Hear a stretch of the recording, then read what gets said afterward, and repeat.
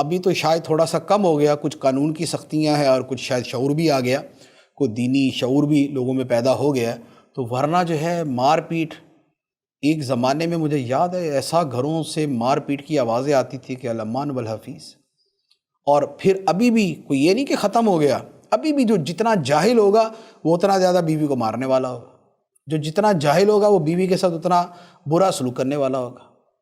نبی پاک صلی اللہ تعالیٰ علیہ وسلم نے فرمایا کہ تم میں کوئی شخص اپنی بیوی کو ہرگز اس طرح نہ پیٹے جیسے اپنے غلام کو پیٹتا ہے، کہ بیوی کوئی غلام باندھی نہیں ہے کہ جس کے ساتھ ایسا سلوک کیا جائے۔ ایک اور حدیث مبارک میں فرمایا کہ جب تم کھاؤ تو بیوی کو بھی کھلاؤ، جب تم پہنو تو بیوی کو پہناؤ، نہ اس کے چہرے پر مارو، نہ اسے برا بھلا کہو اور نہ اسے جدائی اختیار کرو، اور اگر کوئی ایکسٹریم صورت آ جائے تو فرمایا گھر میں رہتے ہوئے اس سے دوری اختیار کرو، اور اس کا مطلب بھی افہام و تفہیم، ناراضگی کا اظہار، تاکہ دوبارہ جو ہے وہ قریب آنے کا موقع ملے۔ یہ نہیں ہے کہ میں ناراض ہو گیا تو اب تو مرتے دم تک میں نے راضی ہونا ہی نہیں ہے، یہ نہیں۔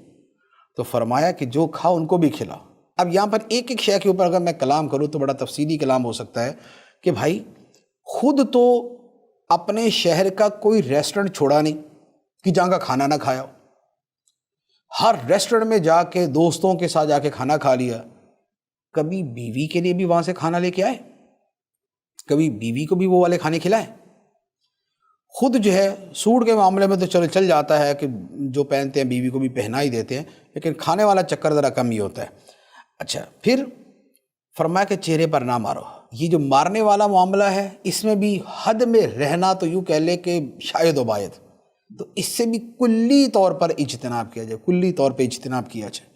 اور فرمایا برا بلا نہ کہو۔ بیوی جو ہے وہ کوئی مٹی کا بنا ہوا پتلا نہیں ہوتی کہ جس کے اندر جذبات نہیں ہیں، جس میں کوئی فیلنگز نہیں ہے، جس کے اندر کوئی عقل شعور نہیں ہے۔ ایسا نہیں ہے کہ آپ جو ہے وہ دیوار کو گالیاں دے دیں، برا بلا کہہ دیں، جو مرضی کر دیں، آپ کا دل تو ٹھنڈا ہو گیا، دیوار کو کیا ہونا، کچھ بھی نہیں ہونا۔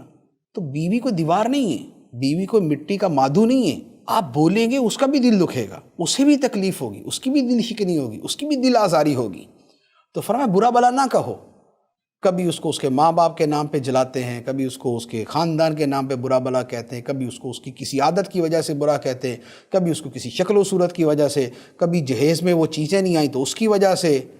تو یہ جو اسلوب ہیں کہنے کے، سب حرام حرام حرام اور گناہ کبیرہ ہے۔ کہ تمہارے جہیز کے اندر آئے گیا تھا، فلاں چیز ایسی تھی، فلاں ویسی تھی، فلاں ویسی تھی، تو بھائی جہیز کون سا فرض ہے؟ تم مرد ہو، تم ساری چیزیں دے دیتے، لیکن نہیں۔ تو یہ والا جو طریقہ ہے، تو فرمایا کہ بیوی کو برا بھلا نہ کہو اور اس سے جدائی بھی اختیار نہ کرو، قریب رہو۔ دوری پیدا کر دیتی ہے، اور کبھی ایسی کوئی صورت آئے تو گھر میں رہتے ہوئے دوری اختیار کرو۔ یہ نہیں ہے کہ بیوی کو اٹھایا اور جا کے میکے چھوڑا، چلو جی بس اب جو ہے وہ پورا خاندان آ کے میرے پاؤں پڑے گا، میری منتیں کرے گا، میرے پاؤں پکڑے گا، مجھ سے معافی مانگے گا، تب جا کے میں معاف کروں گا۔ ایسی جاہلانہ سوچ، ایسی غلط باطل سوچ، یہ ہمارا دین نہیں ہے۔ یہ سراسر جہالت ہے، اور یہ زمانہ جاہلیت کی جہالت ہے۔ یہ کوئی دین اسلام نہیں ہے، نہیں یہ ہمارے دین کی کوئی تعلیم نہیں ہے۔ فرمایا کہ اسے برا بلا نہ کہو، اسے جدائی اختیار نہ کرو، اور اگر ایسا کوئی موقع آئے تو گھر میں رہتے ہوئے ہی اس سے تھوڑی سی دوری اختیار کرو تاکہ افہام و تفہیم ہو سکے۔ ایک اور حدیث مبارک عرض کرتا ہوں، فرمایا کہ جو اپنی بیویوں کو مارنے والے ہیں، فرمایا کہ وہ اچھے لوگ نہیں ہیں، یہ برے ہیں، یہ شر والے ہیں، یہ اچھے لوگ نہیں۔ اور نبی پاک صلی اللہ تعالیٰ علیہ وسلم کی ازواج مطہرات کتنی تھی؟